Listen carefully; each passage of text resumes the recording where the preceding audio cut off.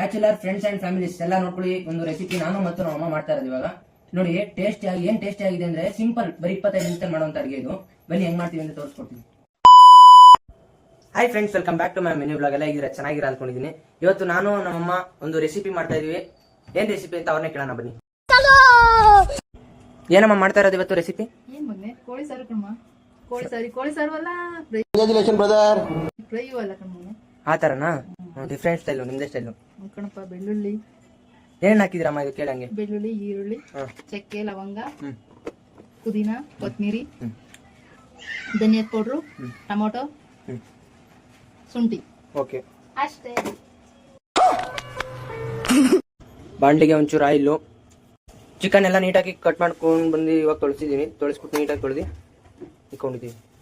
ಈ ಸೈಜಲ್ಲಿ ಹೊಡಿಸ್ಕೊಂಡಿದ್ದೀವಿ ನೋಡಿ ಫ್ರೆಂಡ್ಸ್. ಕಾದಿರ ಬಾಂಡ್ಲಿಗೆ ಈರುಳ್ಳಿ ಹಾಕ್ಬೇಕು. ಇವಾಗ ಈರುಳ್ಳಿ ಹಾಕೋದು, ಟೊಮೊಟೊ ಹಾಕೋದು. ಕೊಡ್ರಿ, ನಾನು ಮಾಡ್ತೀನಿ.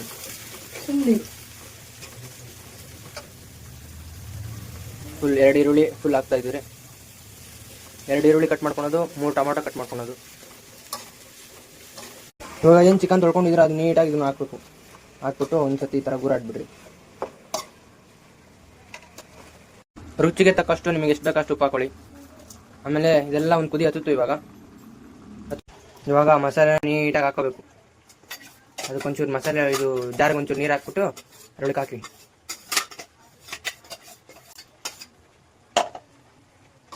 ನೀಟಾಗಿ ಇವಾಗ ಟರ್ನಿಂಗ್ ಮಾಡ್ತಾ ಇರಬೇಕು.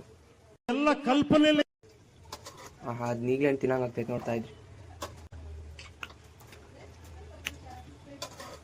ಊಟ ರೆಡಿ ಆಗೋಷ್ಟೊತ್ತಿಗೆ ನಾನು ಈ ಎಲ್ಲ ಎಕ್ವಿಪ್ಮೆಂಟ್ಸ್ ಹಚ್ಕೊಂಡು ಎಲ್ಲ ರೆಡಿ ಮಾಡ್ಕೊಂಡಿದ್ದೆ.